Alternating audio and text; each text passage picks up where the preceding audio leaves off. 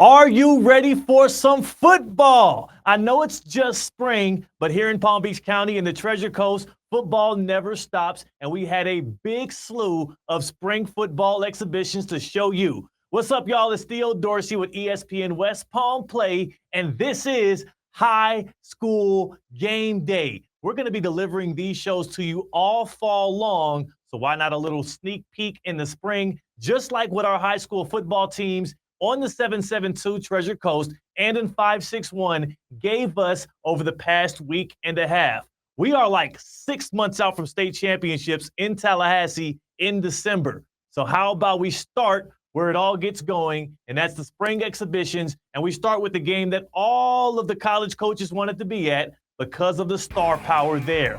West Boca versus Vero Beach. There goes four-star running back Javian Mallory, the reigning Palm Beach County Player of the Year. And on the other side for the Vero Beach Fighting Indians, TJ Alford, the Ohio State commit. This is a matchup of maybe the greatest running back in the area versus maybe the greatest defender. Who's going to win it?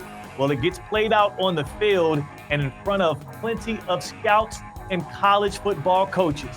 I mean, a lot of them want to get their hands on Javian Mallory, and getting your hands on him, well, it's difficult, but Vero Beach came up with a stop right there, led by TJ Alford. That guy's everywhere, including in this highlight where Javian Mallory exacting revenge, the stiff arm of the four-star linebacker. He churns down the sideline, showing you exactly why, as a sophomore, he was a guy that was tabbed as the best in the 561. West Boca's only points of this game, though, came right here on special teams. A triple, a Traskey, 3 points for the Bulls. And here's a big play, an interception by Vero Beach, turning on the ball right there, the Fighting Indians. And the only touchdown on the game, it came on a bit of a controversial game or play right here. Javian Mallory stripped, a fumble, and it's going to be a scoop and score. Vero opens the season on the road against Ugali. West Boca is going to open the regular season against Benjamin, but Vero gets the momentum early. They won this one 6-3. It was stopped in the third quarter. Here's head coach of West Boca, Dylan Potts, on how players stay ready at West Boca and stay down with the Bulls. We've always had the mantra, we want to give our kids every opportunity and resource that, access to every resource possible here where they would never feel a need that they can't get it here. And, I think the kids, have a really special bond, and, we have a great staff here, great administration, great, vibe and culture to what we're doing here at the school. So I think, the kids really enjoy being here. We love that for the 561, keeping kids in the area. Well, that keeps them high in our hearts. How about Kings Academy versus Boca Raton? Rising senior Jordan Davis for Boca. He had a pair of touchdown catches. He's number 2 for the team that looks like they're in the Wolverine, blue and yellow, those Fighting Bobcats. And there goes Jordan Davis with a reception, first down right there. And later on, Jordan Davis, well, he wants more than a first down. He wants a touchdown. That an early nod for maybe play of the week. We'll discuss that later. You'll have a chance to vote on it. But Jordan Davis, he's not going to wait till later to make big plays. Keep an eye out for him this fall, one of the better receivers in the county. Boca was the 2023 district champs. They actually upset Jupiter in the first round of the playoffs before losing by 6 to Palm Beach Central in the regional semis, while they also, for Boca Raton, going up against the Kings Academy team that was a district champ last season. That's why the Bobcats' 21-7 win and one half of play was thoroughly impressive. Boca Raton 21, Kings Academy 7 in this one. Let's move on over to the Treasure Coast. Martin County hosting Pahokee. Both teams had big victories over playoff teams a year ago. Martin County topped Jupiter, and Pahokee, they had the surprising win over Palm Beach Gardens. Both of these teams play smash mouth football. You see the hard hitting going on right there, even in the spring. And Pahokee, well, they've had a prolific offense the past few seasons. Look at here, just finding a way to get into the end zone. Early in the fourth quarter, Martin County quarterback Vaughn O'Brien, well, we're going to show that in a second. First, we got to show you the triple by special teams, special plays. Pahokee on offense right here, and this is is that a strip? He took the handoff. I don't think that was meant for you, big fella. But the Tigers take over anyway. And then Martin County striking some more, putting points on the board. And I want to show you this big play here at the end. Early in the fourth quarter, Martin County already had the lead. And Vaughn O'Brien, we're not showing him yet because we got another Pahokee highlight. Hey, we're in the spring still. We're working out the kinks in our offense just like teams are. Here goes Vaughn O'Brien. Misdirection. That's some pro-style play right there. He finds his back. Vaughn O'Brien to Paul Hendricks, and Hendricks does the rest, taking it to the house. Again, this is going to be a play of the week option for you, so make sure you stick around to the end of the show if you want to vote for those Tigers. By the way, Martin County, they beat Pahokee 17-8 to open up, or at least close, the spring. Get it back to the 5-6-1. D block, Dwyer hosting Lake Worth, and it's the first game that you get to see Willie Smith in action. This is a newly hired head coach for the Dwyer Panthers. Now, Dwyer closed last season on a good note. They won 3 of their final 4 games, and number 3 for Dwyer, showing Lake Worth what they can expect to see in the fall as he ran out for a big touchdown there, and then a little pitch and catch from their quarterback. They're going to need a balanced attack to win in the fall this year, and they're showing it on film against Lake Worth. They opened the year against Jupiter, a team that actually beat them for the first time in nearly 2 decades last year. So these games early on going to be a momentum swing for those Panthers. They beat Lake Worth 41-0 in the spring exhibition. Let's kick it to Santa Lucia's. Hector Clavijo going into his 3rd season as the Santa Lucia's head coach. He has some state championships to his name. He also made a playoff berth in both of the 2 seasons with the Chiefs. And it's because of that offense. That's Jamar Browder right there, number 17. Actually, no, that's not Jamar Browder yet. We'll get to him. First, we got to show you the rest of what the Chiefs have going on offense. They score so often, especially at home, that they get to dance in their end zone very often. Look forward to that this fall. Also for the Chiefs, the special teams working as well, getting the field goal to go. I can't wait for the fall because I can't wait until these guys are doing this and those stats actually count on max preps. Big time stop in the backfield for Santa Lucia's. They getting everything going against Miami Killian. And there goes big number 17, Jamar Browder. He's a rising senior. He might just be on that top 63 watch list. Keep an eye out for a kid like him because he's going to do some damage when the games start counting as well. Santa Lucia's wins this one over Miami Killian 38-6 at home. Kick it to Atlantic. Delray Beach as the Atlantic Eagles hosting Fort Pierce Westwood, a battle of 2 big-time teams at the Palm Beach Gardens Jamboree that also showed Coconut Creek and Miami Norland. Look at the big touchdown from Fort Pierce Westwood there. They only had 6 on the game, and that was the 6 you saw right there, hitting number 3 in the corner of the end zone. Westwood looking to make the postseason for the 2nd straight year this coming fall. They're going to open the regular season at home against John Carroll, whereas Atlantic, I know you remember that season they had last year, a historic 9-1, but they were upset in the first round by West Boca. They're going to want to end their season on a better note this coming fall. Senior quarterback Lincoln Graff and St. Andrews transfer Teddy Hoffman, touchdown Teddy, going to be leading the way for the Eagles offense next year. Looking forward to seeing what Jamel Murray has for them for 2024. Just building a part of the community, the classroom, and on the field. Just trying to win everywhere and every aspect. And that's the main thing, is just trying to get something to move the kids and the families and just something that we all can believe in. You know what I believe in? Points, and lots of them. Speaking of, how about we go to South Fork as they hosted Olympic Heights? And, both of these teams nearly combined for 100 points in this spring exhibition. South Fork won 2 of its last 3 to end last season, and the Bulldogs, well, they're still riding that high from finishing the season on a good note. Looking up the sideline right here, nimble feet staying in bounds, and he goes all the way for 6. Omar Mejia, a rising senior, he would have 2 long touchdown runs.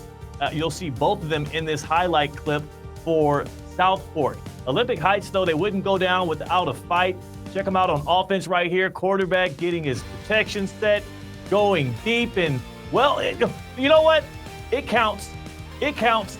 It might not have been his intended target, but it scores a touchdown, and all coaches care about is the results in the end. You get 6 points for that play.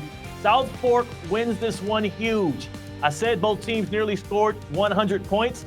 South Fork scored 68 of them. 68-20 the final. The Bulldogs march in the spring.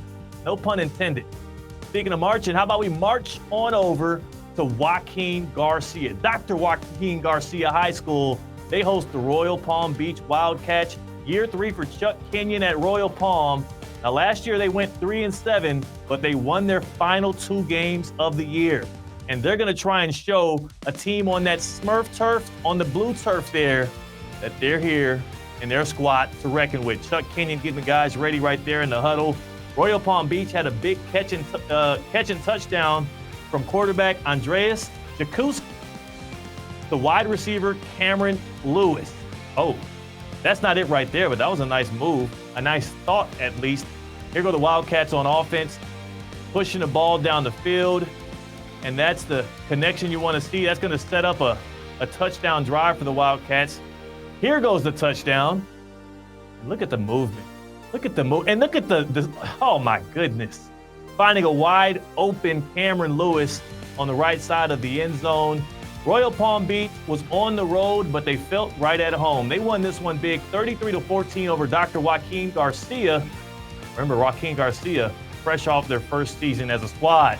Let's go to the final scores across spring football in the 7-7-2 and the 5-6-1. The games we didn't get to, but we're going to bring you the scores here. Tradition Prep, they went on the road and they took down the Lancers of John I. Leonard. They doubled them up 26-13. Jupiter Christian and St. Andrews will battle it out on Wednesday night. We'll have an update for you of those 2 squads. Glade Central, a pair of wins at their Jamboree. They beat Wellington 7-zip, and then they took down Park Vista 21-zip. 2 shutouts for Glade Central. And then Glades, they're going to protect home field. They beat Canterbury out of Fort Myers 28-zip. Oxbridge, they finish up the spring season as they host Ransom Everglades. That game going to be on Thursday night. Make sure you are subscribed to ESPN West Palm Play on YouTube. Search ESPN West Palm and subscribe so you get notifications. We'll have those scores for you. And of course, Land Rover Palm Beach, Above and Beyond. They're the ones that present to you your big-time spring football scoreboard.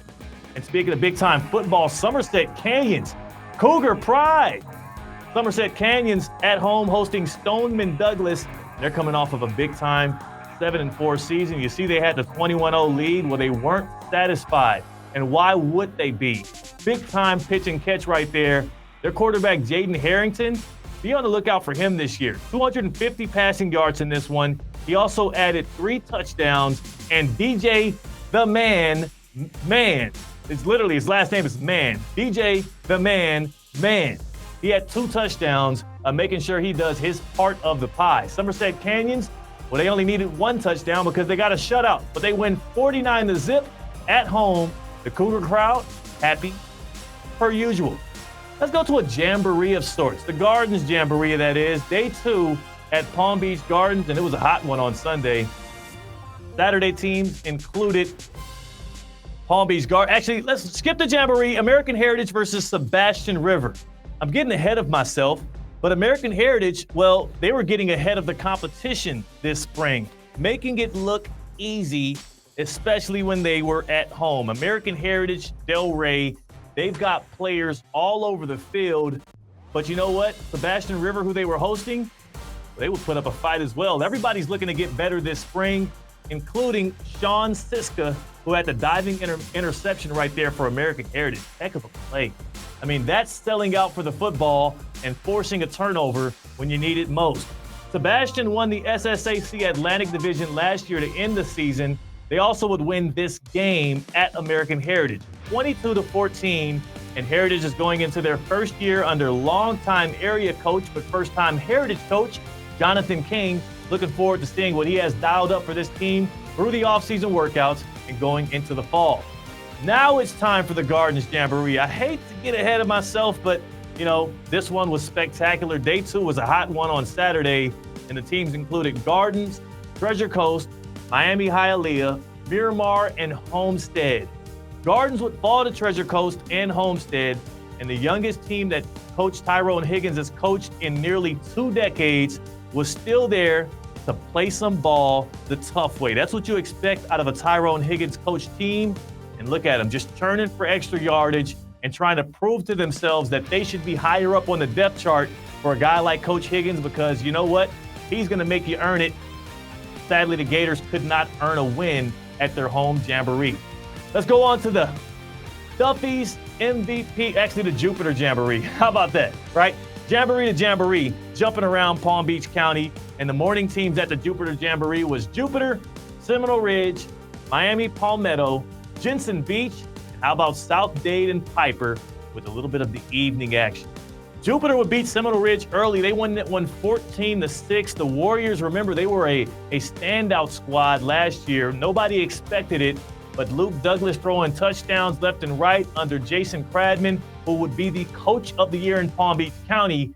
And back in the spring, they're showing you why that year might not have been a fluke. They beat Seminole Ridge 14-6.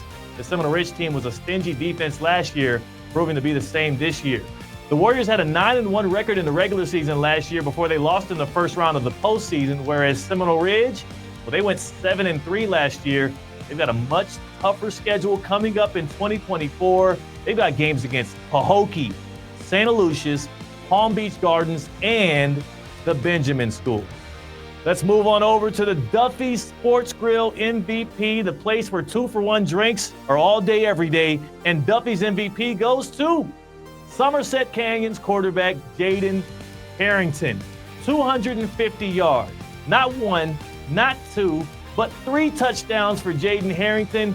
And the New Era Prep 561 MVP is just winning all kinds of awards. Jaden Harrington, be on the lookout for him this fall, because he's going to be hitting his targets and likely reining in more MVPs with play like that. We're going to kick it to the Kaiser Coaching Center after we do the HSS look ahead. Saturday, June 29th, mark your calendars. That's a huge one. The Kaiser Football 7-on-7 presented by ESPN West Palm. We're going to have 16 of the best teams from all throughout Palm Beach County and the Treasure Coast, and they're battling on the gridiron. Not for free like those spring games. This is going to count in their wallets because $1,000 is on the line for the champion. Again, Kaiser Football 7-on-7, June 29th. Make sure you tap in. And then Thursday, August 15th is going to be when the Kickoff Classic starts.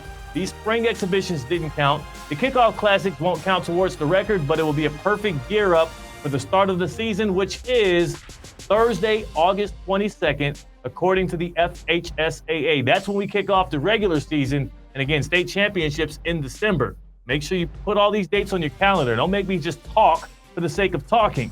And hss.edu is where you can get more information about our lovely friends at HSS. That was the HSS look ahead. Here goes the Smith Ball Baez injury lawyer top plays.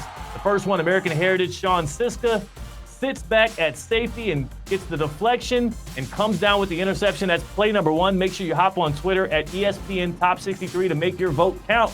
Play number 2, Jordan Davis with Boca Raton in the end zone, and he reels this thing in, by the fingertips. Take another look at this one. You can't get this ball if you don't sell all the way out and have focus and determination. Jordan Davis with Boca Raton, play 2. How about play 3?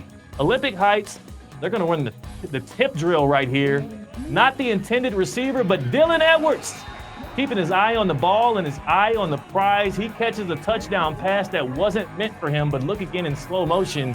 Maybe it was always fake, as 5 reels it in for 6. And play number 4, go to Martin County. Martin County quarterback Vaughn O'Brien. Take a close look at number 6 here as he flips his eyes, fools the defense and our camera, and hits the man, the myth, Paul Hendricks, for the long touchdown run. He does the rest after he catches the ball. He's a hard guy to stop. And again, take a look, Vaughn O'Brien fooling the defense out. You don't see that kind of quarterback play at the high school level. And again, you don't see this kind of speed outside of Palm Beach County and the Treasure Coast. But of course, here in South Florida, we're a bit used to it. Paul Hendricks, the long touchdown right there. That's play 4. Make sure you hop on Twitter at ESPN Top 63, and that's how you can tap in and make sure you make your vote count. I am almost at a loss for words. So much great action in Palm Beach County and the Treasure Coast. And this is just the spring. I can't wait until these games start actually counting, and I know you can't as well. So make sure you're tapped in with us on Twitter at ESPN Top 63 and subscribe to the YouTube page so that when these shows start highlighting your favorite athletes, you'll be the first to know about it. Again, I'm Theo Dorsey with ESPN West Palm Play. Thank you so much to Kay Chumslin for running the board, for Brian Rowitz for having the graphics up, and again to all of our partners.